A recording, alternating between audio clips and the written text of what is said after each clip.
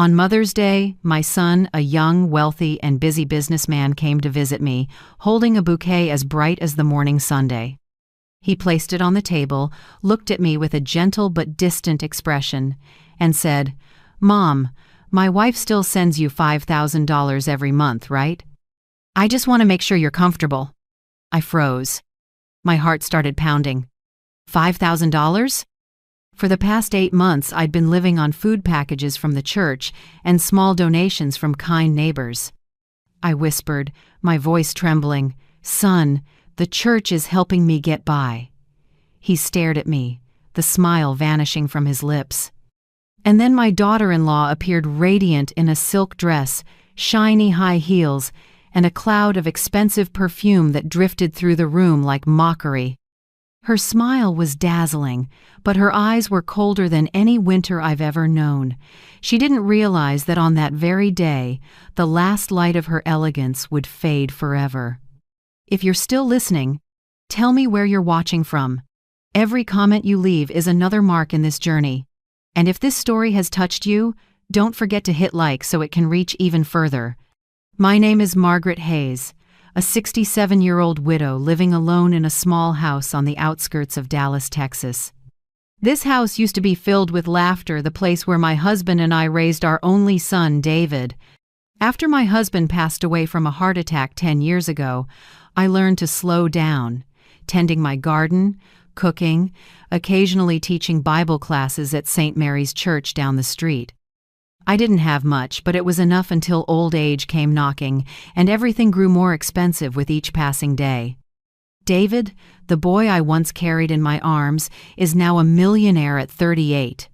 He owns a chain of tech companies, drives a brand new Tesla, and lives in a mansion in Park Cities where the annual property tax alone equals what I've earned in my entire life.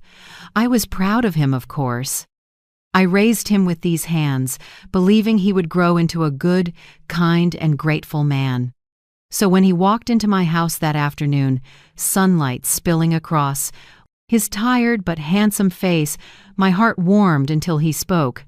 "Mom, my wife still sends you $5,000 every month, right?"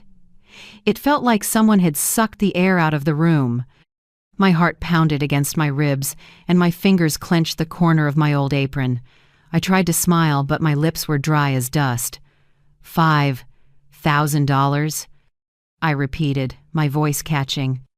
"Son, the church is helping me survive." David's eyes widened, his smile dissolving. He glanced toward the woman who had just entered, Clara, his wife, in a pearl-colored silk dress and shimmering silver heels. The scent of Chanel, no.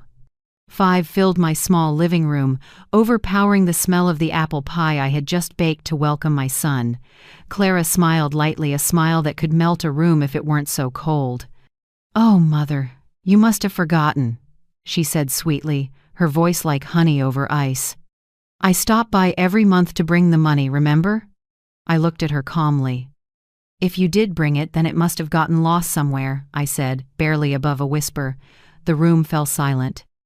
I could hear the ticking of the wall clock, the hum of cars outside, and the pounding of my own heart.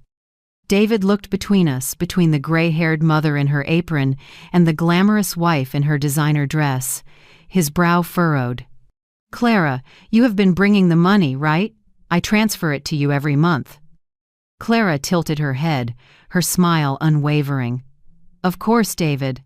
I come here every month." Maybe Mother just forgot. You know, old age. The memory isn't what it used to be. The words were soft as feathers, but they landed on my heart like stone. Old age. I'd heard that phrase too many times since my husband died from people who thought an old widow was nothing but a fading memory. But I knew my memory. I remembered every bill, every prayer, every face at church. And I knew, without a shadow of doubt, that Clara had never given me a single penny. I nodded slightly, choosing silence. Some battles aren't meant to be fought right away, they're meant to be observed. David stood, walked over, and placed a hand on my shoulder. "Mom, it's probably just a misunderstanding. I'll check the accounts." I just want you to live comfortably, without worry." I smiled faintly, but something inside me had awakened a quiet storm of suspicion and resolve.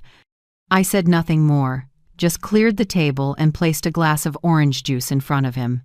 As David sat down, Clara moved gracefully to his side, resting a possessive hand on his shoulder. Her gaze swept over me, cool, dismissive, the look of someone who believes money can buy integrity. The air in the room turned cold. Even though the sun outside was blazing, a chill ran down my spine. Clara glanced around the room, her eyes brushing over the old photo frames on the wall. David as a little boy, golden hair, bright eyes, a carefree smile. She exhaled softly. "You've done such a great job keeping the house clean, Mother, even at your age." I smiled faintly. "Old, yes, but not so old that I forget who comes through my door, Clara." David looked at me uneasy. "Mom, come on, it's Mother's Day. Don't get upset. I just want you to be happy." "My son," I said, my eyes still on Clara, "so do I. But happiness doesn't come from what people say they've done for you, it comes from what they've actually done."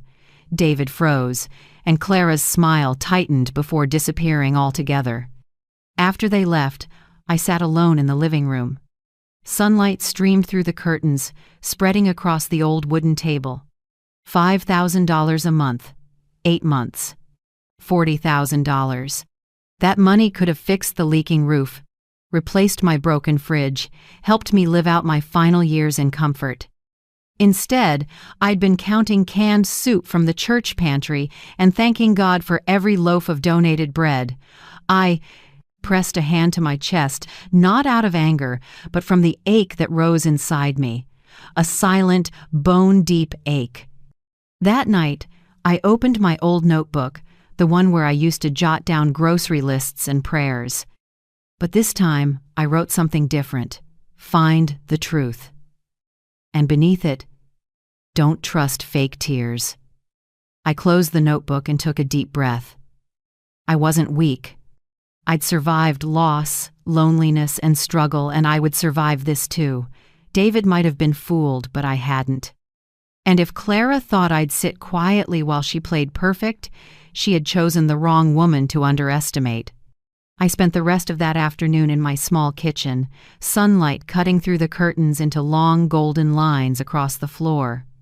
The jasmine tea on the table had gone cold, but I stayed seated, staring at my old phone, asking myself, could I be wrong? Maybe the bank made a mistake? Maybe Clara sent the money by mail? Or maybe, in a rare moment of confusion, I had simply forgotten? No. I knew every detail, every small gift I had ever received. There had been no letter, no envelope, no money from David. That evening, I pulled out my old accounting ledger, the one I kept from my years as treasurer at the church's women's committee. I flipped through the pages, each line precise: $12 for blood pressure medicine, $24 for utilities, $10 for community dinners at St. Mary's, every expense recorded neatly. No mention of transfer from David Hayes. Nothing. The next morning, I went to First Texas Community Bank, where I still kept a small savings account. I sat across from a young teller named Molly and handed her my passbook. "Please check if there have been any transfers from David Hayes. He says he's been sending me $5,000 each month for the past 8 months." Molly looked surprised, typed a few lines, then shook her head gently.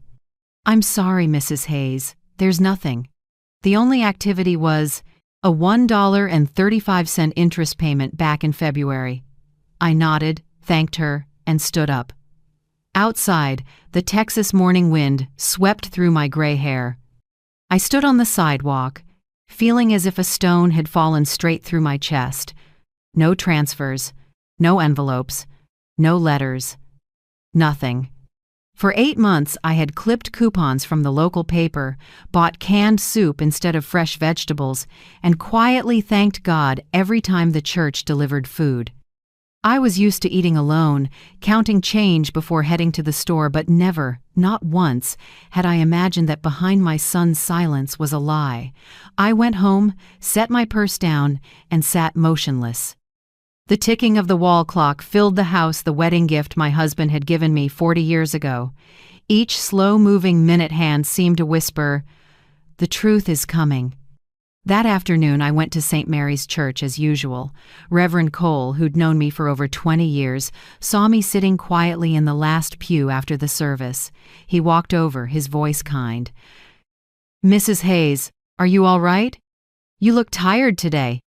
I smiled faintly, hiding my trembling hands.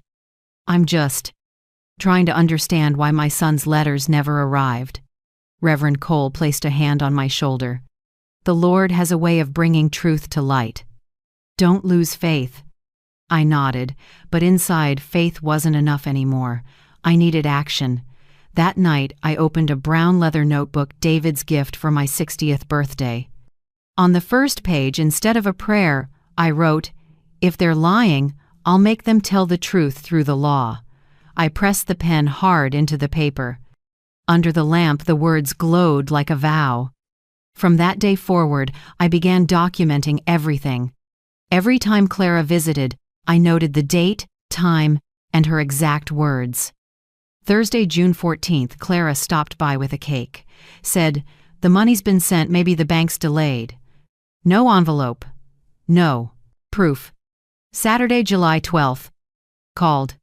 Said she couldn't come because of a charity meeting. I heard restaurant music in the background. Line by line, I recorded it all.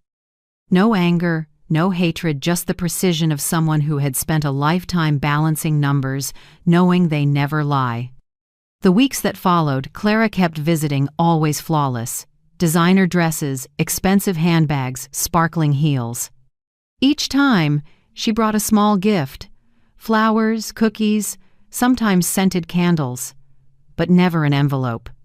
One afternoon in August, while I was watering the garden, her white Mercedes pulled into the driveway. Clara stepped out, radiant as ever, holding a bunch of lavender. "I brought you some flowers to help you relax," she said sweetly. "Stress isn't good for the memory." I set the watering can down and wiped my hands on my apron. "My memory's just fine, Clara. Fine enough to remember that the last time you brought me money was never." Her face twitched, but she quickly recovered with a bright smile. "Oh, Mother, you must be mistaken. I've been sending it, your bank must be at fault." I smiled and began arranging the flowers. "Maybe, but I already asked the bank. They said nothing's come through for 8 months. Silence. Even the sparrows on the fence stopped chirping. Clara fidgeted with her necklace. "I'll double-check," she said quickly, then hurried back to her car, leaving behind the scent of expensive perfume. I stood there watching the car disappear, a mix of bitterness and clarity filling my chest. She had lied, and now she knew that I knew. That evening, I wrote, "Clara, August 22nd, lied. Nervous, left early." Each line felt like a hammer striking the hurt inside me. I was no longer the frail mother praying in silence. I was Margaret Hayes, the woman who had survived loss, debt, and empty promises, and I would survive once more to reclaim the truth. In the weeks that followed, I contacted David's bank, pretending to ask about family gift transfers. They couldn't share private information, but one kind employee hinted if funds were transferred, they'd have to land in an account under your name. If you never received them, someone might have used a different account in your name. The words sent a chill down my spine. Another account bearing my name, but not mine. I closed my notebook and exhaled deeply. I knew what I was up against. Clara was smart, charming, manipulative, even capable of bending her husband to her will. But I'd been an accountant for 3 companies. I'd managed thousands of dollars without losing a cent. If someone dared to forge my name, I would find them. That night, I reread every note I'd written. The lamplight glowed over my shaky yet steady handwriting. Between the lines, I could almost see my husband's face. He used to say, "Margaret, if someone underestimates you, don't shout. Let them hear the sound of the truth instead. I closed the notebook, feeling a strange calm. The next morning I went back to church, carrying a small envelope filled with copies of my notes. I handed it to Reverend Cole and said softly, "Father, if one day I can't come to service, please keep this safe for me." He looked worried. "Margaret, what are you doing?" I smiled gently but firmly. "I'm just preparing for the truth to be heard." As I walked home, my heart felt lighter, as if an invisible weight had been lifted. I knew the road ahead would be long, there would be tears, pain, and betrayal, but I wasn't afraid anymore. I would get back every single $5,000 they took from me, but more than that, I would reclaim the respect they thought I'd lost with age. As the sun set behind the old oak trees, I sat on my porch, gazing at the burning red horizon. In that golden light, I whispered, "Clara, you picked the wrong woman to fool, and this old mother still has a few lessons left to teach you." I smiled faintly, closed my notebook, and wrote one last line at the bottom of the page. "The first step toward justice is memory." And in the Texas dusk, I knew my fight had just begun. That morning the Texas air was warmer than usual. The wind carried the scent of dry grass and jasmine from the vine I'd planted behind the porch. I was trimming my lavender bushes when I heard the low, smooth sound of an expensive engine approaching. The crunch of tires on the gravel driveway made my heart tighten slightly. A brand new silver Lexus stopped at the gate, its polished paint gleaming so brightly I had to squint. The door opened, and Clara stepped out stunning, as if she'd just walked out of a fashion magazine. She wore a cream linen dress, oversized sunglasses, and mirror-shiny heels. In her right hand, she carried a large gift basket wrapped with a golden ribbon. She smiled, her voice sweet as honey layered over steel. "Mother, I brought you a little something." David's been in meetings all morning, so I came in his place. I wiped my hands on my apron and watched her climb the porch steps. "How thoughtful." "You two must be very busy," I said softly, without smiling. Clara's gaze wandered across the garden as she exhaled. "Oh my, your garden is still as beautiful as ever. I don't know how you manage it all by yourself." "With these hands and a little patience," I replied, tucking my shears into the potting soil. A moment later, she placed the basket on the patio table. Fancy cookies, a jar of orange marmalade, and a small bottle of wine, all neatly wrapped but lacking any real warmth.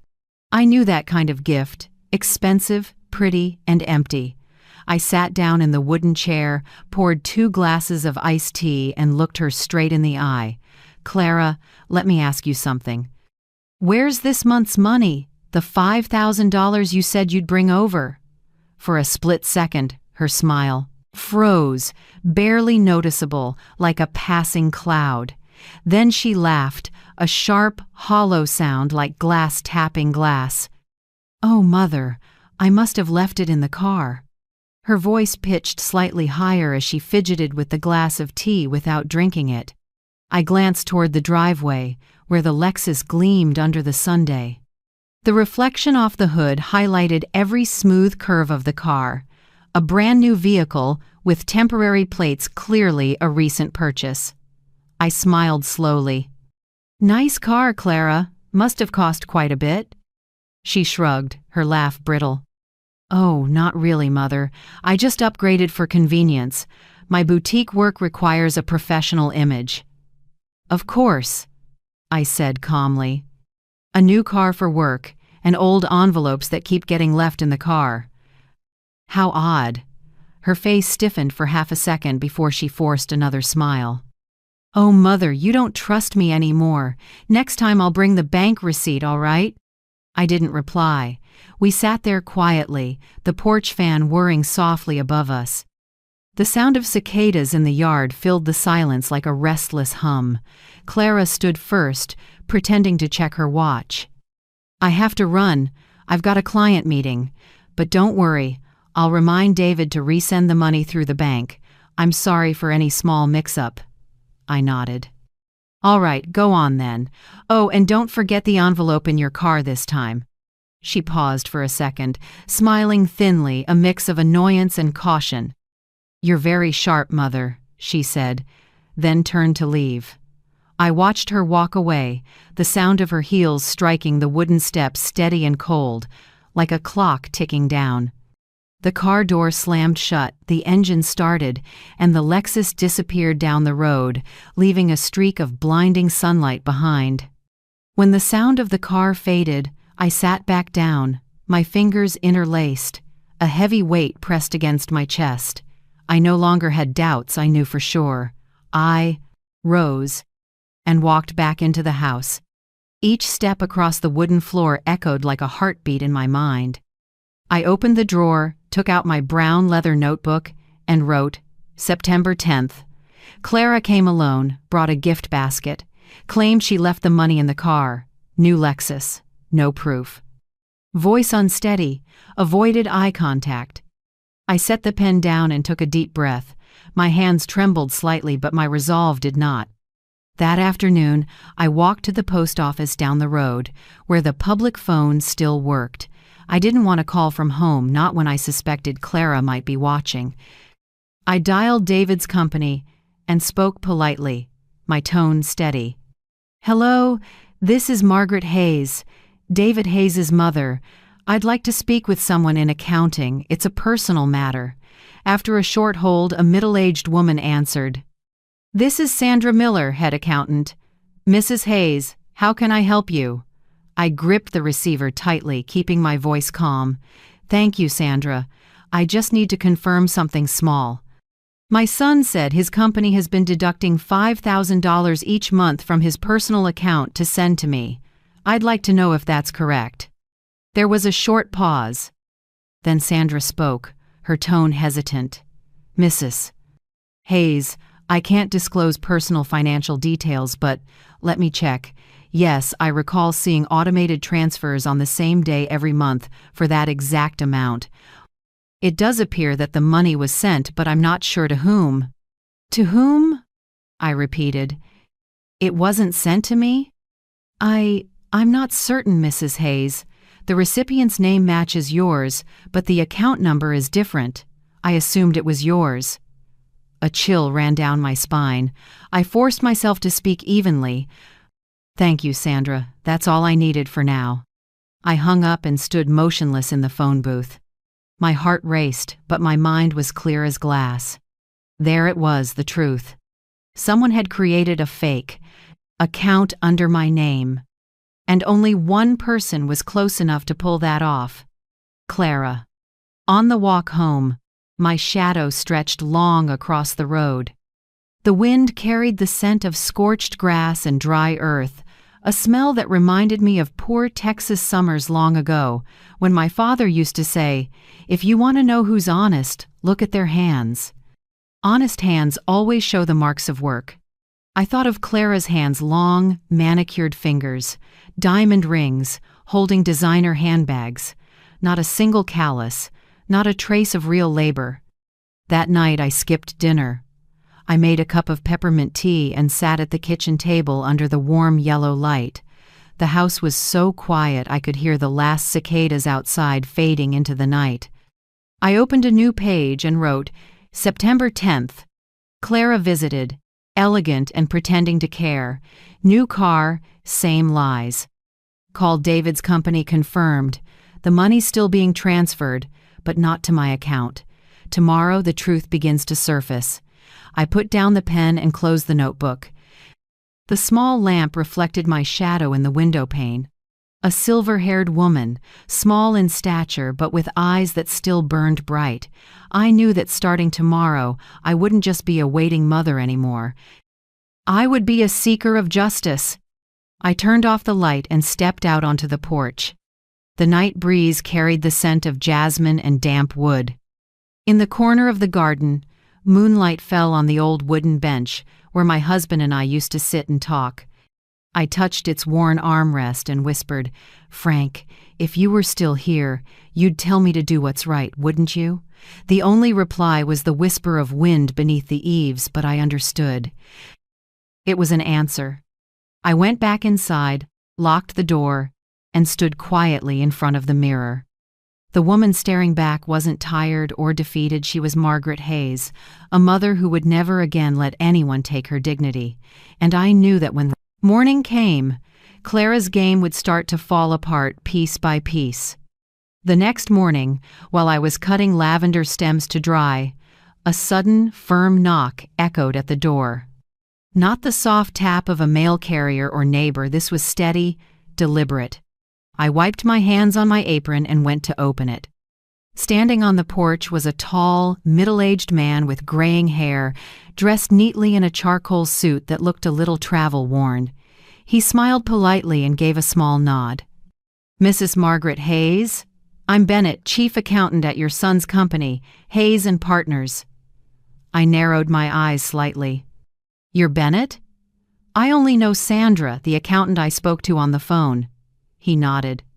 "Yes, Sandra is my assistant. She told me about your call yesterday, and I thought, perhaps you should know a few things."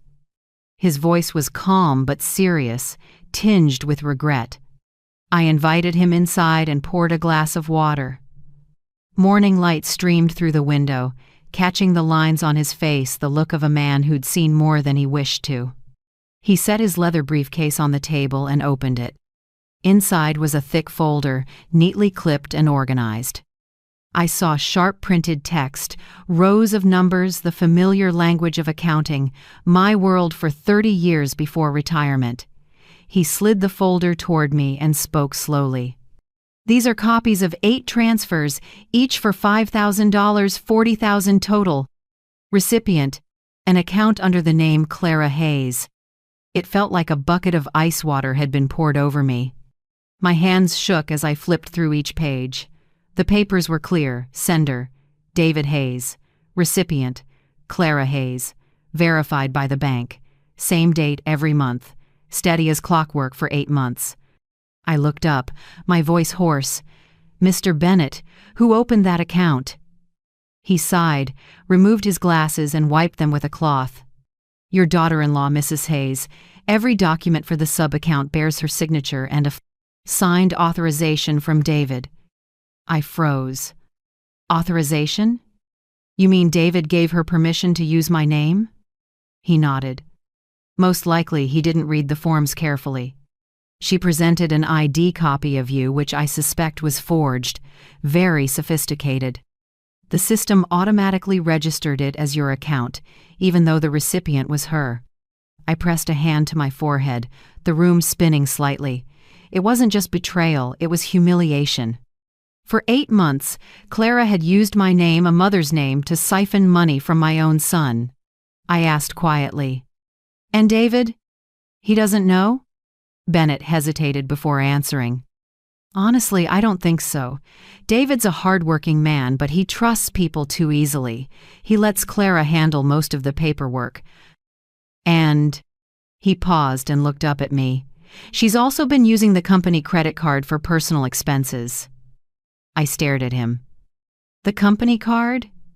"Yes. The corporate credit card of Hayes and Partners. Supposed to be for client entertainment and business expenses, but recently we found irregular charges, spa visits, jewelry, clothing, even first-class flights to New York. Over $30,000 in just 3 months. I sat in silence. The words spa, jewelry, flights echoed in my head like a hammer striking metal. I turned to look out the window. The morning sun glowed over the wooden bench where Clara and I once sat drinking tea while she chatted about her work. I remembered her voice that day. "Mother, David's so busy. I handle everything for him." Now I knew. Everything meant every dollar.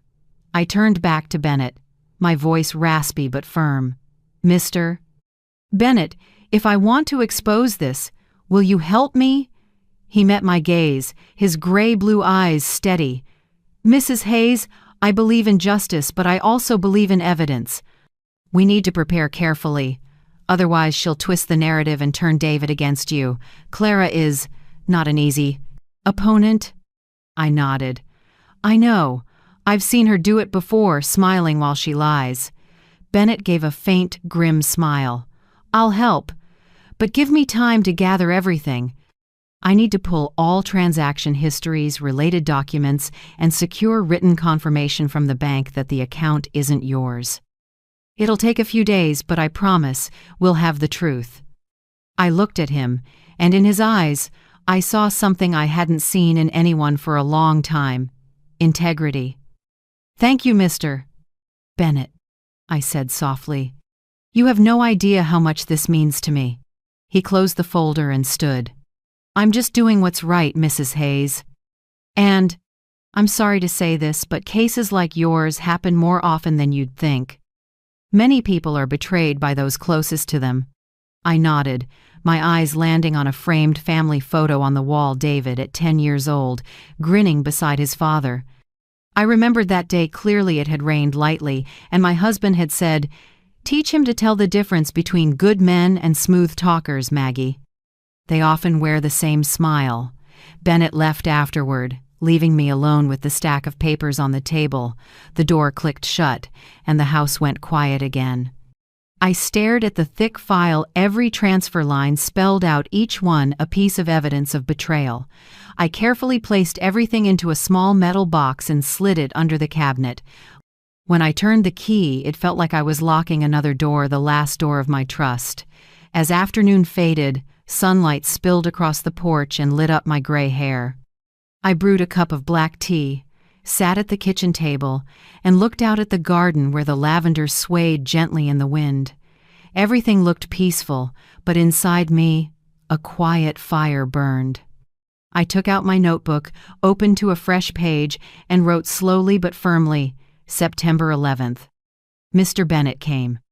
Brought records of 8 transfers, $5,000 each, month, to an account under the name Clara Hayes. Clara is also using the company card for personal spending. David was deceived, not just my money, but his too. I have an ally. The fight begins. I set the pen down and looked toward the window. Outside, the sky burned red, like a streak of fire slashing across the clouds. In a low, steady voice, I said, "Clara, you forgot I worked as an accountant for 40 years.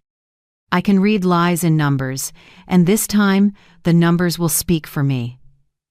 I closed the notebook, feeling lighter. For the first time in months, I didn't feel alone.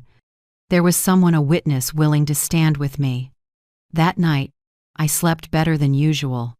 The crickets in the yard sounded like a steady count of hope. In my dream, I saw Bennett standing in a white light, holding up the file, while Clara backed away, her face shaken as each secret peeled back. And when I woke, I knew I was no longer a victim. I was the one setting the truth in motion. 3 days later, with every fact in my head lined up as neatly as rows on a balance sheet, I decided to act. I called David. My son's voice was warm and familiar, but I heard a hint of exhaustion. "Mom, I'm sorry I've been swamped lately. Clara says she's been visiting you regularly, right?" I smiled and kept my tone light. "She has, son. Clara's very thoughtful. I'm thinking of inviting you both to dinner this Sunday. It's been a while since we've had a proper meal together." David agreed happily, never noticing the thin wire hidden in that invitation. I spent all Sunday morning preparing. Not because I wanted a perfect dinner, but because I wanted it to feel completely ordinary. Honey roasted chicken, mashed potatoes, apple walnut salad, and apple pie, David's childhood favorites. I polished my late husband's old silverware and set the dining table with soft candlelight. Everything was arranged carefully, warm, sincere, and just enough to make a liar let down her guard. When the clock struck 6, I heard a familiar engine at the gate. A gleaming silver Lexus slid into the driveway. Clara stepped out first, flawless as always, soft waves in her hair, a jade silk dress, and a faint trail of Dior. David followed with a bouquet of white lilies. "Mom, you look great!" David grinned, placing the flowers on the table. "Son, I'm better than ever, thanks to God's grace and the two of you." Clara smiled, her lips curled in that usual smug way. I recognized that look, the look of someone convinced she holds every string. I poured wine and tea, chatted about the weather, the lavender, and the new neighbors down the street. Everything flowed as if no shadow of doubt had ever passed through this house. I let the room warm up, let her relax. When the main course was served, I looked up and smiled. I truly appreciate you both, especially for this month's $5,000. Clara paused just a fraction, then flashed a bright smile and sipped her wine. Oh, Mother, please don't be so formal. I'm just doing what I should. I nodded, pretending to be shy. I'm thrilled. I just bought a new heater. Texas gets chilly early, and thanks to that money, I feel much more at ease. Clara's smile widened, smug and satisfied. She tilted her head toward David as if to say, "See? Everything's fine." I watched her slowly, then asked in an offhand way, like it was nothing at all, "Oh, Clara, I'm just curious. What day do you usually send it?" She didn't brace herself, she answered instantly, like a reflex. "The 10th every month, Mother." I nodded lightly. But before I could say more, David spoke, a bit puzzled. "Wait, not the 10th, honey. I set the auto transfer for the 15th. The room went silent. Do you hear that silence the moment a liar steps right into her own trap? If it were you, facing someone who deceived you like this, would you stay quiet like I did or call it out on the spot? Tell me in the comments. I think most of us have lived through a shattered dinner like that at least once. The faint clink of a knife on a plate sounded harsh. They stared at each other. Clara forced a smile and blinked a few times. David frowned, tilting his head. "Really?" she said with a strained laugh. "I thought you said the 10th. David frowned deeper. "No, I'm sure it's the 15th.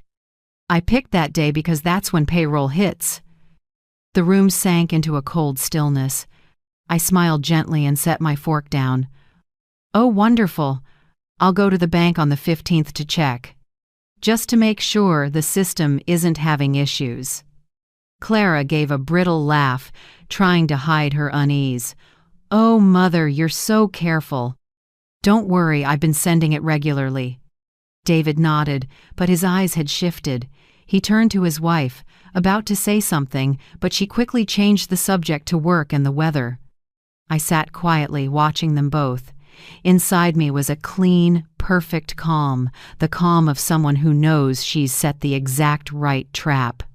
After dinner, I brought out dessert crisp apple pie, cinnamon drifting through the room. David praised it. Clara barely ate, glancing at her watch as if eager to leave. I knew she was struggling to breathe in a room she thought she controlled. At the door, I said softly, "Thank you both for coming. I haven't laughed this much in a long time. Remember, I'll check the account on the 15th just to be sure the bank system isn't acting up." Clara forced a smile. "Yes, Mother. I'm sure there won't be any problem." David kissed my cheek, his eyes gentle as always. But I saw something else there, a thin new line of doubt. When the Lexus pulled away, I stood in the doorway, watching the taillights fade.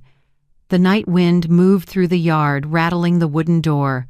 I went back inside and closed it softly. What I felt wasn't triumph, it was release. I went straight to the small office off the kitchen and turned on the computer. The glow from the screen caught my husband's photo. His kind smile felt like a quiet push forward. I opened my email and wrote to the only two people I trusted now, Bennett, the honest accountant, and Amelia Rowe, my old college friend, who now specializes in financial fraud. I typed slowly, heartbeat steady, eyes clear. Subject: It's time to begin. Bennett. Amelia. Everything's ready. I just confirmed Clara lied about the transfer date. They think I believe them, but they contradicted each other right to my face. I want us to move forward with the plan. Please start checking all transactions and prepare the comparison file. By the 15th, I want every piece of evidence lined up. It's time for her to self-destruct. Margaret.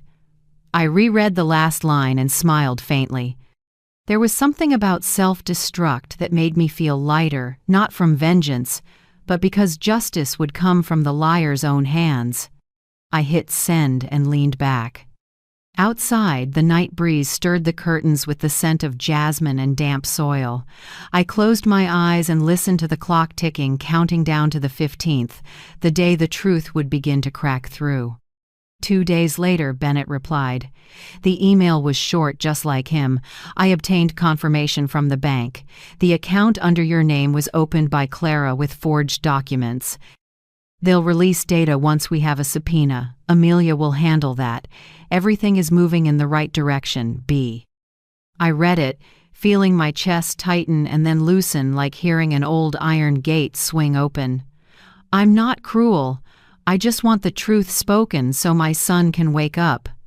I want David to understand that trust is not a blank check for someone to drain until nothing is left.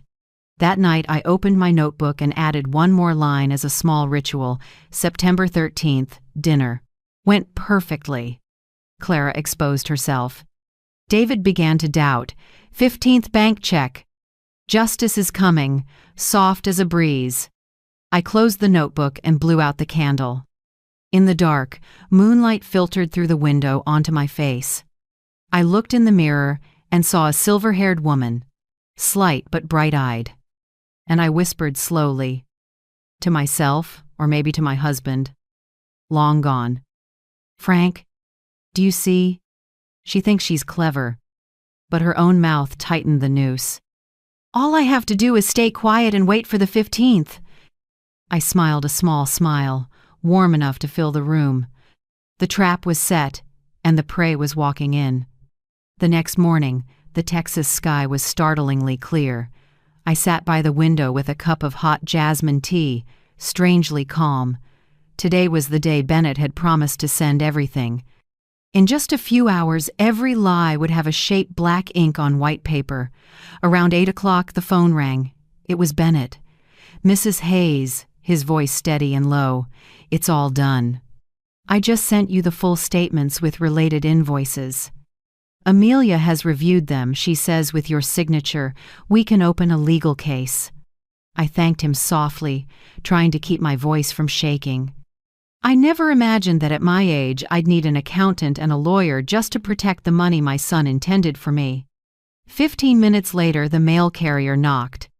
A large, sealed manila envelope stamped, confidential, Hayes financial record. I set it on the table and stared at it for a long moment before opening it. Inside were dozens of clean printouts, 8 transfers, each for $5,000, $40,000 in total. Sender: David Hayes. Recipient: Clara Hayes. Bold, even lines on official bank paper. I read them twice and still felt disbelief, as if the numbers were laughing at my faith. At the bottom, Bennett's blue ink note: Mrs. Clara Hayes used this as a personal account. In addition to the 8 transfers, there are other charges. Via the secondary card, spa, shopping, travel, and a new car lease. Total spending over 8 months, $47,800. I sat still. Morning light slipped through the blinds and laid a pale gold over the pages, the color of truth. I turned to the next sheet.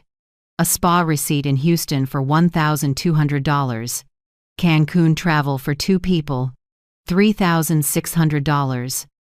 A new Lexus purchase with a $15,000 down payment. Each receipt was a small knife. I remembered her walking into my house, perfumed and polished, holding gifts, smiling softly, saying, "Mother, I just want you to know I care for you like my own." Now I understood care meant draining every dollar under my name. I sat for a long time, breathed deeply, then reached for my brown leather notebook, the one I call my Justice Journal. Under the date, I wrote carefully, one clear word at a time, September 17th. Received Bennett's records, 8 transfers of $5,000, all into Clara's hands. Spa, travel, new car. $47,800, the price of trust. My hand trembled, not from fear, but because I was about to reclaim the dignity that had been stolen. That afternoon, Amelia Rowe called. Her voice was firm and precise, the tone of someone seasoned by tough courtrooms. "Margaret, I've reviewed everything Bennett sent. It's all solid. This is a textbook case of financial exploitation of an elder. We can go criminal or civil, your call." I paused, then answered quietly, "Not yet. I don't want the court to see it before David does. He needs to witness it with his own eyes. Only then will justice mean something." Amelia was silent for a moment, then said slowly, "You're right. Nothing hurts more than a son realizing his wife has exploited his mother's trust." I nodded. "That's why I'd like Reverend Cole to help me. Arrange a small charity evening. A pretext, so they'll come." Amelia gave a soft, knowing laugh. "A staged night to expose the truth. Smart, Margaret. I'll ask Bennett to condense the file, give David a brief summary he can't ignore." Near dusk, I drove to St. Mary's. The red evening light washed over the old stone steps. Reverend Cole was lining up wooden chairs in the hall. After I explained the plan, he thought for a moment, then smiled kindly. "Sometimes the Lord doesn't need thunder to reveal sin, Margaret. He only needs the small light of truth." I squeezed his hand in thanks. "I just want David to see that light, not for revenge, but so he stops being blind." On the way home, I stopped by the corner store for a few supplies for the evening I was planning. Everything outside looked peaceful, with no hint that in just a few days, Clara's whole world would come crashing down. That evening, when I got home, I opened Bennett's file again. I spread everything across the dining table, every statement, every receipt, every piece of evidence. With a red pen, I marked the large withdrawals, then slipped them into a thick beige envelope. On the front, I wrote in bold, steady letters, "Donation documents, Senior Assistance Fund." Only I knew there wasn't a single donation inside, just guilt and deceit. I sat staring at the papers for a long time. My hands trembled, not from fear of retaliation, but because I could feel my heart beating strong again after months of numbness. For so long I'd thought I was just a widowed old woman living simply, someone who needed to be taken care of. But looking at that pile of proof, I realized I was never weak. I had just been convinced to believe I was. I stood up, poured a glass of water, and looked out at the backyard. The night sky was full of stars, so quiet I could hear the crickets between gusts of wind. I remembered what my husband used to say, "If someone hurts you, don't pray for their apology. Let them see their reflection in the mirror," I whispered. "I'm about to do exactly that." Around 8 p.m., the phone rang. It was Bennett again. "Mrs. Hayes, I just wanted to let you know, Amelia has everything ready in case you decide to file, but I respect your timing. Holding off until the right moment is wise. Clara will expose herself soon enough." I smiled. "I know. Thank you, Bennett. You've done more than an accountant's job. You've helped me believe in justice again." After hanging up, I locked the file away in the cabinet, just under the drawer that held my family photos. On top, I left a small note. "This is evidence not just of fraud, but of a mother who refuses to stay silent." Then I closed the drawer and turned the key, hearing the soft click, a small sound, but final, like a promise kept. That night, I wrote one short line in my notebook, like a quiet summary. Bennett gathered statements, receipts, travel tickets, and the new car papers. Clara spent over $40,000, all from the mother's allowance account. Amelia confirmed. Enough proof for an elder financial exploitation case. But I won't take it to court yet. My son needs to see it first. Reverend Cole will help stage the fake charity dinner. The envelope will sit in the center of the table. My hands tremble, not from fear, but because I'm about to reclaim my dignity. Tonight, I'll sleep in peace.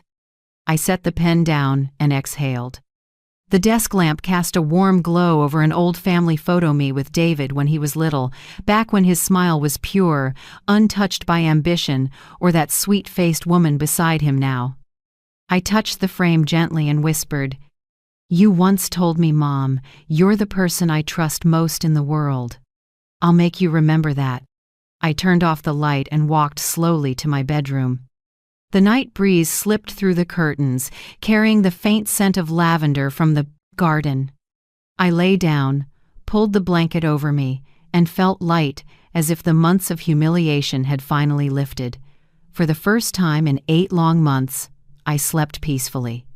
Not because Clara hadn't yet faced punishment, but because I knew the truth was on my side. I had never loved a Sunday evening more. The late Texas sunlight poured over the small garden, turning the lavender vines golden. In the kitchen, the pot of red wine beef stew simmered softly, filling the house with the aroma of herbs. It was David's favorite dish since childhood. I still remembered how, every birthday, he'd ask for it because Mom's stew tastes better than any restaurant. This time, I wasn't cooking out of love, but as part of a ritual. A final dinner for my son to finally see the truth I had hidden too long.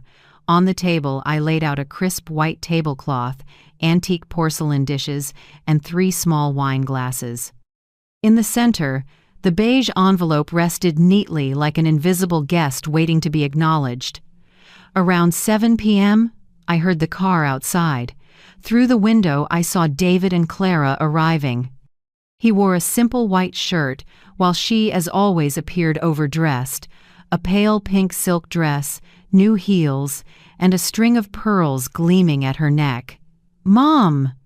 David hugged me tightly. "I miss this smell, your stew. It smells like home." I smiled, resting a hand on his shoulder. "I made it for you, just like old times." Clara stood behind him, that polished, fake smile glued to her lips. "Oh, how cozy. You always make dinner feel so special, Mother." "Yes," I said softly. "Tonight will be very special." About 15 minutes later, Reverend Cole arrived, holding a large, white-wrapped envelope. "Sorry I'm late," he said. "Here are the donation papers you asked me to bring." I took it with a nod of thanks and gestured for him to join us. Clara tilted her head, her voice syrupy. "Oh, so this really is a charity dinner. Mother? I thought you were joking." I poured everyone wine, smiling gently. "Yes, a dinner to talk about trust, giving, and honesty." The words made Clara stiffen slightly, but she quickly smoothed her expression. David kept smiling, unaware of the tension rising beneath the table. Once everyone was seated, I opened the envelope Reverend had brought. The papers inside were neatly arranged, Bennett's precision in every line. I pulled out the stack and spread the first sheet on the table. "Son," I said slowly, "this is the list of all the donations for Mother over the past 8 months. I think you should take a look." David frowned. "Donations? Mom, I've been sending you the transfers every month." I slid the statement toward him. The bold print was unmistakable. Recipient: Clara Hayes. Amount: $5,000. Date: 15th of each month. David went silent. His eyes dropped to the page, widening from confusion to shock. Clara jumped in, voice sweet but pitched high. "Oh, that must be some mix-up, Mother. You've been getting the money, right?" "Banks make mistakes with recipient names all the time." I kept my voice calm. "Is that so? Then how about this spa bill in Houston, around $1,200, charged to the secondary card under your name? Was that the bank's mistake too?" Her face stiffened, but she forced a laugh. "Oh dear, maybe someone used my name by accident." Before she could finish, a deep male voice came from the doorway. "No, Mrs. Hayes, no one used your name by accident. I'm the one who prepared those records." Everyone turned. Bennett stood at the threshold, holding more printed pages. I had asked him to come, but hadn't told anyone else. Clara's face went pale. David looked at him, confused. "Who are you?" "I'm Bennett," he said firmly. chief accountant at your firm and the one your mother authorized to investigate the transfers made under her name." The air froze. I rose, facing Clara. "Bennett can verify every amount, every signature, every transaction. 8 transfers, 5,000 each. Not once did they reach me." David turned to his wife, voice breaking. "Clara, what is this?" She grabbed his hand, tears welling up. I just borrowed it, that's all. I was going to pay it back. I didn't want to upset your mother." I sighed softly. 8 months of borrowing? And by forging bank papers under your mother-in-law's name?" Clara sobbed harder, but her tears didn't carry guilt, only desperation. David pulled his hand away, eyes burning. "What did you do to my mother?" he shouted, voice shaking with fury. "I sent that money so she could live comfortably. You used it for cars, spas, vacations, and lied to my face?" Clara stepped back, face drained of color. "You don't understand, Enough." David slammed his palm on the table. The glass rattled sharply. The room fell silent, only Clara's ragged breathing and my pounding heartbeat filled the air. Reverend Cole, who had sat quietly the whole time, folded his hands and spoke in a low, steady tone. "Sometimes God doesn't need to punish the guilty. He just lets them see their true reflection." I sat back down and looked at Clara, my voice calm. "You know, I didn't need that money. What I needed was respect. And you took that not just from me, but from your husband too." Clara sobbed, stammering, "Mother, I'm sorry. I just wanted to help David manage things better. I didn't mean." I shook my head. "Stop lying. You didn't manage, you stole." Bennett stepped forward, placing the final file in front of David. "These are the originals, Mr. Hayes. Forged authorizations, bank records, and receipts. Keep them. You'll need them to protect what's yours." David said nothing. He stared at the numbers, then lifted his eyes to me.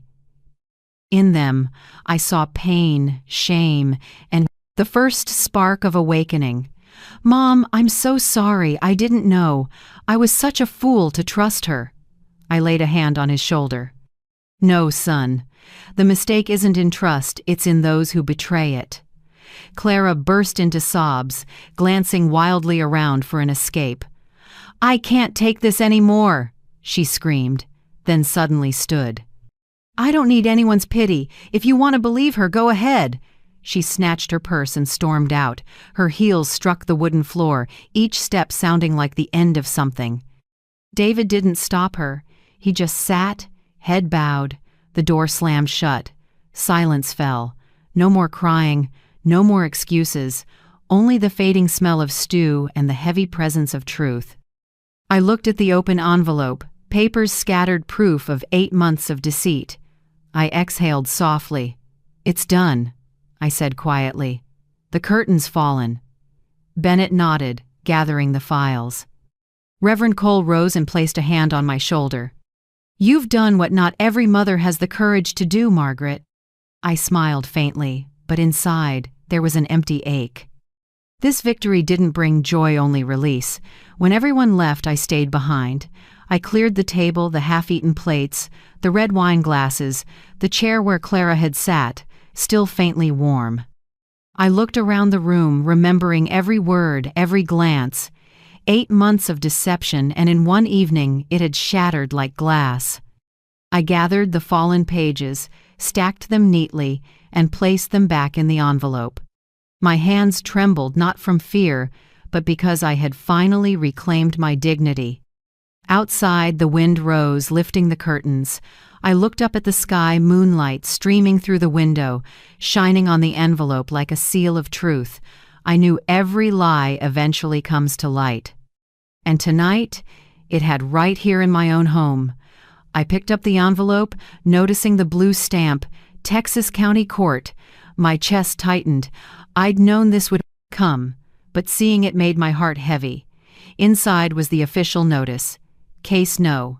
23CF98. 1. Margaret Hayes, plaintiff versus Clara Hayes, defendant. Elder financial exploitation and family fraud. Amelia had moved faster than I expected. She'd sent a short message. All evidence filed. Prepare for preliminary hearing next Monday. I set the letter on the table. Afternoon light filtered through the blinds, falling across Bennett's thick folder from the week before. I touched its smooth cover cold to the touch, but holding 8 months of betrayal inside. Justice was close. But strangely, I felt no satisfaction. The morning of the hearing, the sky was gray. The wind sharp like something about to break. I arrived early with Amelia.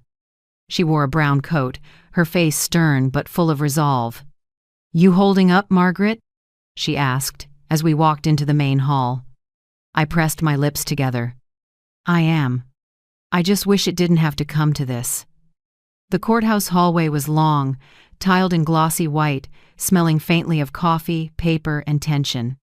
It was unfamiliar, but somehow it made me feel safe. When we entered the courtroom, Clara was already there. She sat at the defendant's table in a black suit, hair neatly tied back, her face pale but her eyes pretending calm. Beside her sat a young lawyer, nervous, likely hired last minute. David sat behind them, alone and silent. He didn't look at me or at her. His eyes were sunken, tired, and hollow. When I sat down, Clara glanced over and gave a faint smile, a mix of defiance and despair. The judge struck the gavel. The court is now in session for the case of elder financial exploitation, Margaret Hayes versus Clara Hayes. Amelia stood first, opening her file. Her voice was clear and steady. "Your Honor, for 8 consecutive months the defendant, Mrs. Clara Hayes, used a fraudulent bank account under her mother-in-law's name to misappropriate a total of $40,000. Additionally, the defendant used a company's secondary credit card belonging to Hayes and Partners for personal expenses, including spa services, travel, and a private vehicle purchase." The courtroom went silent, except for the soft rustle of paper, as Amelia laid out the evidence: bank statements, spa receipts, the Lexus invoice, Cancun tickets, each placed neatly before the judge. She paused, then looked directly at Clara. The defendant not only took money from her mother-in-law, a 67-year-old widow, but concealed it by forging legal documents and falsifying bank signatures. This was a deliberate, systematic act of deception. Clara's lawyer quickly stood, trying to object. "Your Honor, my client maintains this was merely a misunderstanding in household financial management. Mrs. Margaret Hayes is elderly and may have misremembered the transfers from her son's account and household expenses." I felt my blood boil. Clara lowered her head, feigning fragility, then looked up, her voice trembling. "Your Honor, my mother-in-law's been forgetful lately. I've brought her money many times, but she doesn't remember. I never meant to hurt anyone. Maybe she just misunderstood." Those words cut through my chest like a knife. I wanted to jump up and scream, but Amelia placed a hand on my shoulder, signaling me to stay calm. Then she stepped forward, her voice sharp as steel. "Your Honor, Mrs. Margaret Hayes' memory is sharp enough to document, in detail, every single day Clara visited and everything she said. And here is her journal to prove it." Amelia pulled out my brown leather notebook and held it up. "In this, Mrs. Hayes recorded 8 full months of visits, dates, times, and even the defendant's exact words. I left the envelope in the car. Every line and page perfectly matches the bank transaction data. If this is what you call memory loss, then it's the sharpest one I've ever seen." A murmur rippled through the courtroom. The judge peered over his glasses, slowly flipped through a few pages of the file, then frowned and turned toward Bennett, who had been invited as an expert witness. "Mr. Bennett," the judge said, "do you confirm the figures in this report?" Bennett stood, adjusted his tie, and replied firmly, "Your Honor, I am the chief accountant at Hayes and Partners. I confirm that all statements and reconciliations are authentic. Each transfer was made from Mr. David Hayes' personal account to an account opened under the name Margaret Hayes. However, that account was in fact opened and controlled by the defendant, Mrs. Clara Hayes. The judge nodded, his expression stern. I looked toward Clara. She lowered her head, nails digging into her palms, her face pale. Amelia continued, Your Honor, under the Texas Elder Protection Act, the defendant's conduct constitutes elder financial exploitation and marital financial fraud. We request that the court order the defendant to return the full amount, including interest and court fees, and prohibit her from managing or accessing any financial accounts belonging to Mr. Fecht. David Hayes for the next 5 years. No one spoke. The only sound was the steady ticking of the wall clock. The judge lifted his head, his voice firm and final. After reviewing all documents, testimonies, and evidence, the court rules. The defendant, Mrs. Clara Hayes, shall repay the full $40,000 to Mrs. Margaret Hayes. The defendant is hereby stripped of access to, and management rights over, her husband, Mr. David Hayes's financial accounts. The defendant must also complete a mandatory 6-month financial rehabilitation program. This court is adjourned. The gavel struck 3 times dry and cold, like the sound of a steel door closing. Clara sank into her chair. I saw her trying to keep her composure, but tears began spilling down her cheeks. She turned to David, her voice trembling. You have to believe me. I didn't mean to. David said nothing. He just looked at her with empty eyes, then turned away. The sight made my heart crack open. I didn't feel joy, nor triumph. Only a dull ache, because to reclaim justice, I had to watch my son lose his marriage. I had once dreamed that David would be happy someday, with someone who loved and cared for him, with a warm home of his own. Now that dream had vanished, buried somewhere between the pages of a court file. Amelia placed a hand on my shoulder, her voice gentle. You did the right thing, Margaret. You didn't just protect yourself, you saved your son. I nodded, but my lips couldn't form a smile. Justice, I realized, is a double-edged sword. It cuts through the chains of deceit, but also severs the fragile threads of family. When I left the courthouse, the sky had already turned dark gray. Rain began to fall, heavy drops splashing onto the stone steps, breaking apart into hundreds of smaller ones. I stood under the awning, looking up. The rain was cold against my skin, yet somehow I felt lighter inside. There was no applause, no cheers, no sense of victory, only the quiet peace of someone who had walked the full circle of justice. I whispered softly, as if speaking to the rain itself. David, I don't know if you can forgive me, but at least I've held on to the one thing I could never afford to lose, the truth. The rain kept falling as I walked away step by step, leaving behind the courthouse, a place where justice had prevailed, but a mother's heart had quietly fractured. After the trial, my house returned to an eerie stillness. No more unexpected knocks on the door, no more hurried phone calls. Only the ticking of the wall clock and sunlight slipping through the curtains, lighting up tiny specks of dust floating in the air. Months passed, and David didn't call. No messages, no emails, no, "How are you, Mom?" I didn't blame him. I understood he was trying to clean up the wreckage of his marriage. Still, on quiet nights, when moonlight crossed the window pane, I often found myself holding the phone, staring at the name David Hayes in my contacts, never pressing call, just looking, then setting it down. Being a mother, I learned, sometimes means knowing when silence is the only way to let your child grow. The restitution payment arrived one morning in June, $40,000, a sum I hadn't seen in 8 long months. I opened the email from the bank and read the words, "Deposit completed successfully."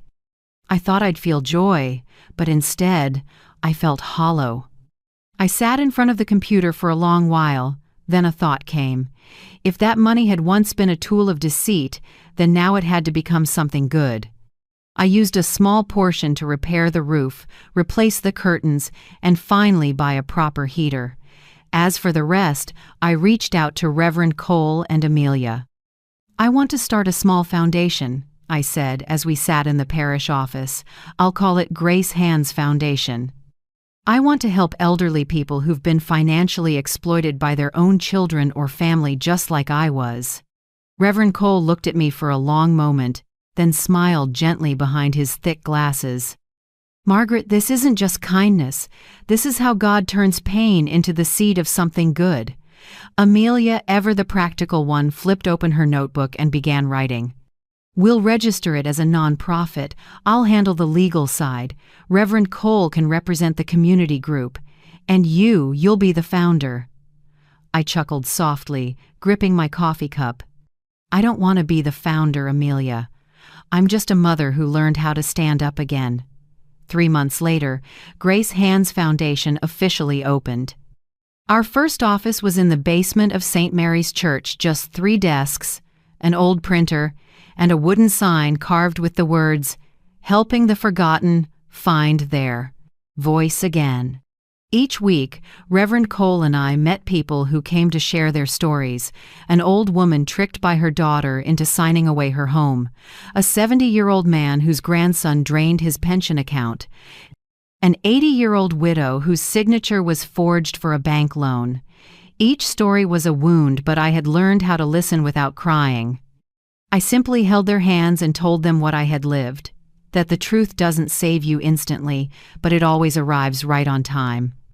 Amelia worked tirelessly reaching out to legal organizations, applying for grants, training volunteers. I oversaw what we called the heart work: listening, writing letters, comforting people, documenting their journeys. One afternoon, while tidying up the desks, Reverend Cole said quietly, "Margaret, isn't it strange? Pain has become light for others." I smiled. Maybe that's how God rewrites the ending for those who were once betrayed. As the foundation grew, reporters began to reach out. They wanted to interview the brave mother who sued her millionaire daughter-in-law. Some invited me onto talk shows. One newspaper even offered a book deal. I declined them all. I didn't want to become a story for people to gossip about. I just wanted peace. Sometimes silence is the only way to keep a wound from bleeding again, I told Amelia when she asked why I avoided the media. She nodded. "You're right. Justice can be public, but healing has to be private." At night, I developed a new ritual. I'd place a small candle on the table by the window. Its gentle glow would fall on the photo of David and me. I'd light the candle and whisper, "Where are you, David? I'm not angry. I just hope you've learned something from all this pain." The flame flickered, illuminating that old picture, David's innocent smile, the one untouched by betrayal. I touched the cold glass frame, and warmth spread through my heart. I realized forgiveness isn't forgetting, it's choosing not to let the wound define the rest of your life. Sometimes Reverend Cole would ask, "Margaret, have you truly forgiven her?" I'd answer, "Maybe I have, because I no longer want her to suffer. But forget? No. The betrayed can forgive but never forget." He'd smile. "You're still the strong Margaret, I know." One crisp autumn morning, while I was watering the plants on the porch, Amelia arrived with a new envelope. Our foundation just received funding from the Elder Justice Fund. They want a long-term partnership.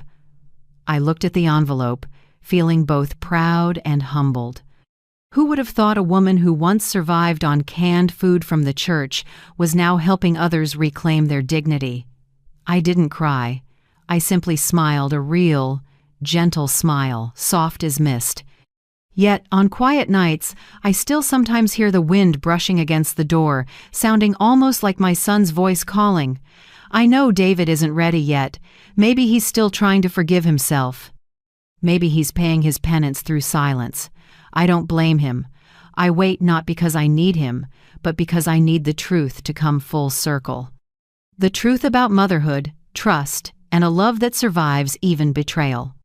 I believe that one day, when my son knocks on my door, I will still open it not because I've forgotten everything, but because I've learned to love without letting myself be broken again. I light the candle, watching its flickering glow dance across the frame. Outside, the wind carries the scent of lavender into the room. I whisper, like a prayer, "My son, I don't need you to apologize. I just hope you remember this trust is the most precious gift we have, and once it's lost, it can take a lifetime to find again." The flame shrinks to a thin golden thread, but I stay there, watching until it fades completely. My heart strangely calm, because I know the storm has passed, and this stillness is mine. That night, rain poured steadily from dusk till midnight. Wind lashed against the windows, scattering the lavender pots I had brought in earlier that morning. The yellow lamp in the living room reflected on the wet glass, glimmering like fragments of the memories I'd been sorting away for months. I was sitting by the window, reviewing the donation files for next week's Grace Hands Foundation meeting, when I heard a knock, soft but insistent, carrying the chill of the storm. I looked up. It was past 10 p.m. At my age, few people knock that late unless... I walked to the door, my hand trembling as I turned the latch. The door swung open, wind rushing in, rain splattering onto my coat, and there under the downpour stood David. He was drenched, hair plastered to his forehead, eyes red and weary. In that instant, time froze. The boy I once held in my arms, the one I taught to tie his shoelaces, now stood before me, trembling like a lost child. "Mom," his voice cracked. "Mom, I'm sorry. I've been so stupid." Before I could respond, he stepped inside and sank to his knees on the wet floor. A broken sob escaped him raw, unguarded. He buried his face in his hands, his shoulders shaking. And I just stood there, looking at my son, the man who once thought he understood everything now, crumbling in the very house where he was raised to value honesty. I knelt beside him, placed a hand on his shoulder, and said softly, "David, get up, son. Everyone stumbles. Forgiveness isn't forgetting, it's saving yourself." He lifted his head, tears mixing with rain, streaming down his face. "I don't deserve your forgiveness. I doubted you, let her manipulate me, stayed silent while you suffered. Mom, I lost everything." I shook my head gently, guiding him to the sofa, drying his hair with a towel as I used to when he was little.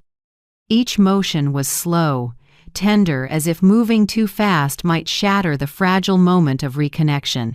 "I don't need your apology," I said quietly. "I just need you to remember truth never arrives late. It only waits until we're brave enough to face it." He said nothing, only stared at the flickering fireplace. Outside, the rain beat against the window like the belated heartbeat of a soul waking up. After a long pause, David whispered, as if afraid of his own words, "Clara's gone, Mom." I stopped drying his hair. He continued, "She drained the savings account, took what was left from the company, and disappeared. They say she ran off with a man she'd known before we were married." I closed my eyes. No anger, no surprise, just a quiet sadness settling in, like the rain that had already accepted the end of the storm. David's voice trembled. I tried calling, texting, looking everywhere, but she vanished. She only left one message: "You trusted the wrong person." I took his hand, warm, firm. "No, son," I said. "You just realized the truth too late, but even when trust is broken, it's still what separates us from those who deceive." He rested his head on my shoulder like a child who had finally found his way home. I felt his breath, uneven but real. Then came a soft sob. "I lost everything, Mom, my career, my money, my dignity." I stroked his hair, my voice calm. "No, my son. What you found tonight is far greater the heart that knows how to admit its mistakes." The rain lasted until almost midnight. I brewed him a cup of ginger tea while he sat curled up by the fireplace. Steam rose, mingling with the scent of burning wood, filling the room with warmth. "I don't understand how you can stay so calm after everything," he said quietly. I smiled faintly.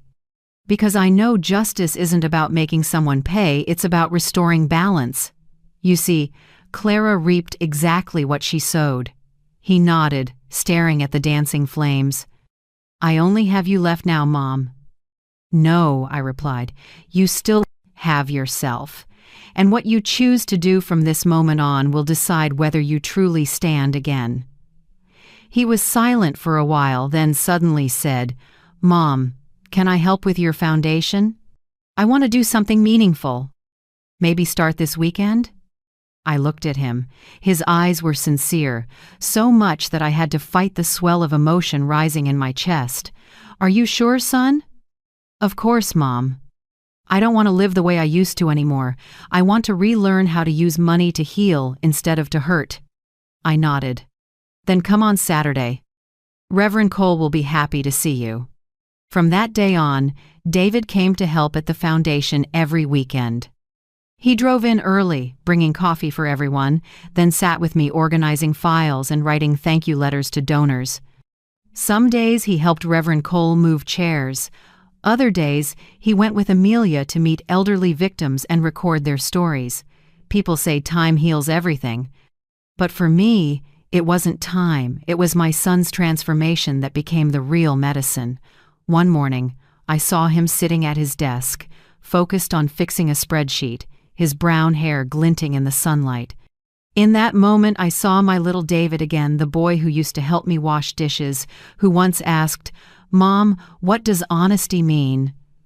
I looked at him, my heart swelling with tenderness and gratitude. "David?" I called softly. He looked up. "Yeah?" "You've crossed your own pain, son," I said, smiling. "Not everyone has the courage to do that."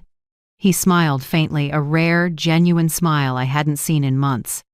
"If it weren't for you, Mom, I don't know how long I'd still be drowning in guilt." I placed a hand on his shoulder, my voice warm. "I didn't save you, David. You saved yourself." Outside, a gentle rain began to fall. I looked through the window, raindrops slid down the glass, then disappeared. The door he had once knocked on that stormy night now stood open. No more rain pouring in, only the wind carrying the scent of damp earth and lavender. In that quiet moment, I understood. Life, no matter how broken, always leaves a door open for those who wish to return. And as I watched my son smile in that sunlit room, I knew the storm had passed and peace had finally found its way home. One autumn morning, as soft sunlight spilled through the window, I sat at my desk, staring at a blank sheet of paper. The breeze carried a faint lavender scent from the porch, my favorite fragrance, gentle yet patient, a reminder of endurance. I picked up my pen. The ink flowed smoothly like breath, and the first words appeared. "Clara, thank you. Because of you, I learned the true value of honesty and the strength of self-respect." I paused, watching the ink spread faintly under the morning light. Strangely, there was no anger in me, only a quiet peace. I continued writing. "If not for you, I might still believe that truth is something obvious, that kindness is always repaid in kind. But you taught me something different. Truth only has meaning when we're brave enough to defend it. You took my money, but in return, you gave me something money could never buy: freedom." I smiled softly. My handwriting became lighter, gentler. "I don't know where you are now or if you've found peace, but if one day you read this, I want you to know, I forgave you. Not because you deserve it, but because I refuse to stay chained to the darkness you left behind." I set the pen down and looked at the page, now full. A letter written for no one, but written with the clarity of a heart that had once been broken and healed itself. I folded it carefully, slipped it into a cream envelope, then opened a small wooden box my late husband used to keep old birthday cards. I placed the letter inside, among family photos and a note he once wrote me. "Margaret, truth doesn't need to be shouted, only lived."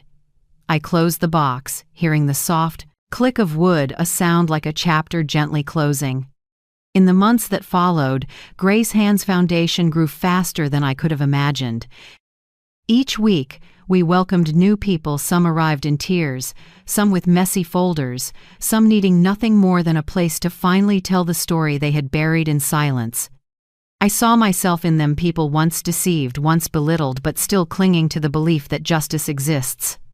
And every time we helped someone reclaim their rights, I felt like I was reclaiming a fragment of my own past. One day, David stopped by the office with 2 cups of hot coffee.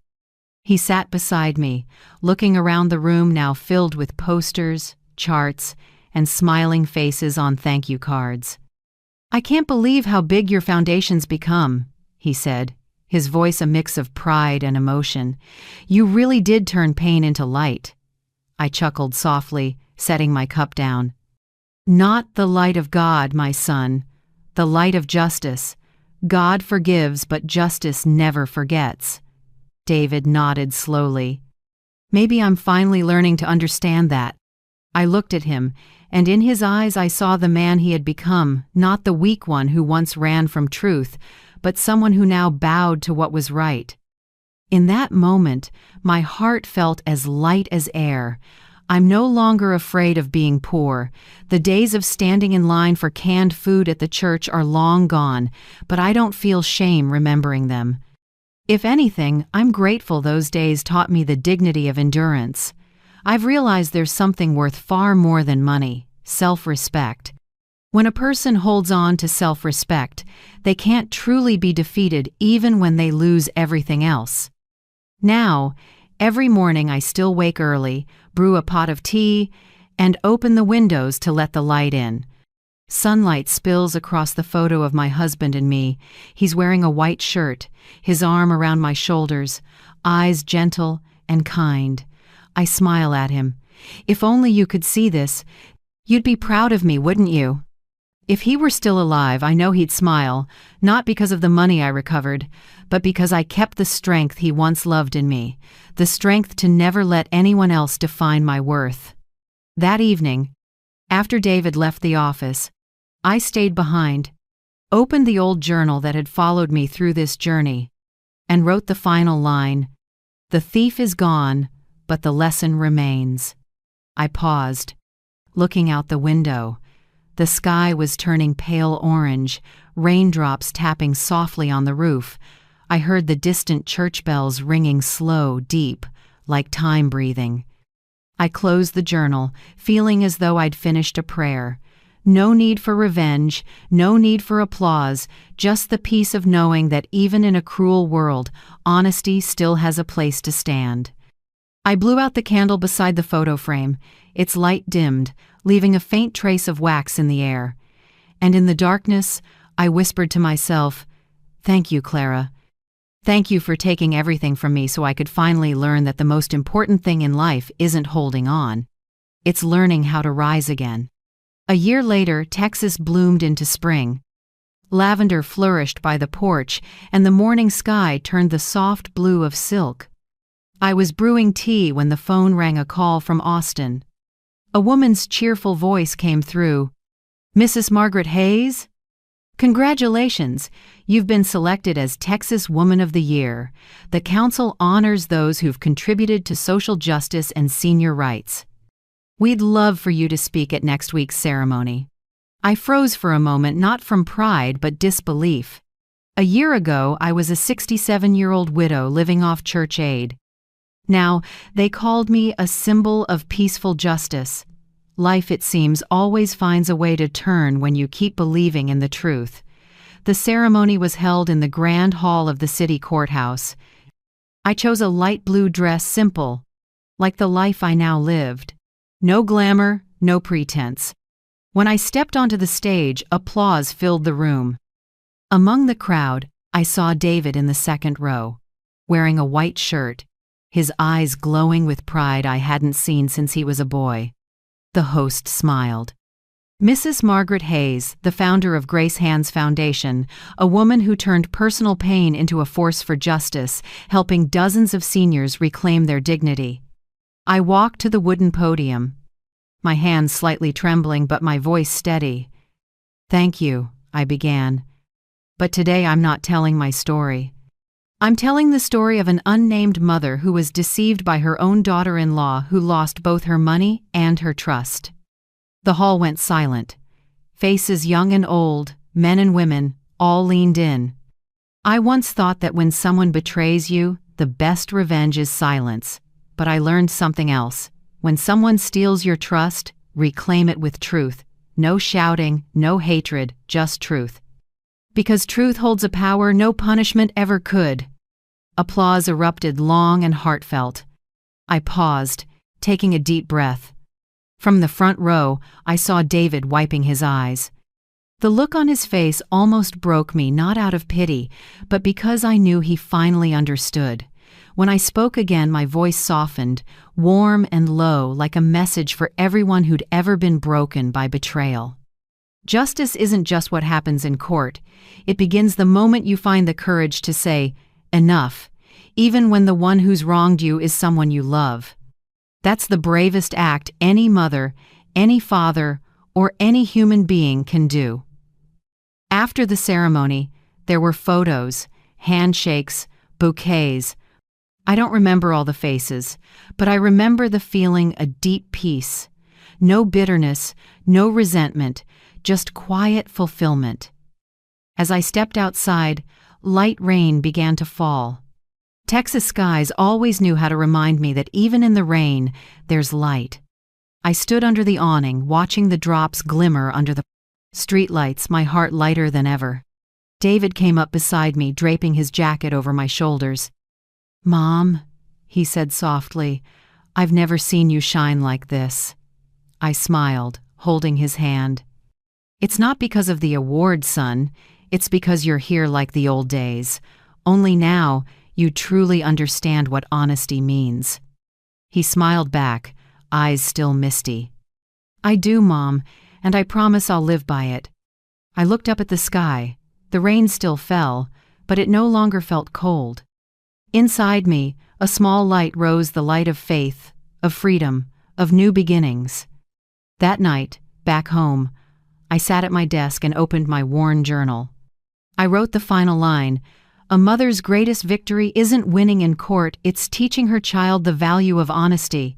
I closed the book, listening to the wind outside, the faint scent of rain still clinging to the roof. On the table, the small candle flickered, casting a soft glow over the family photo, my husband, me, and little David. 3 faces in one frame, 3 moments in time, bound by one truth. Love never dies, it just changes form.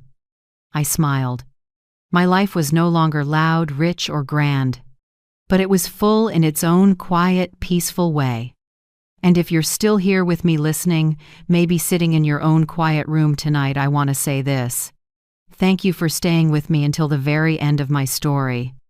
If you've ever faced injustice or betrayal within your own family, share your story in the comments below. I truly want to hear it, because maybe your voice today could help someone else find hope tomorrow. And if you believe, as I always have, that the truth will always find its way home, please, subscribe, and stay for the next stories.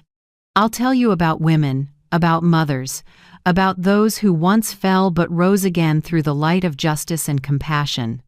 From Texas, with all my gratitude and love, I'm Margaret Hayes, a mother who found happiness in her own peaceful way.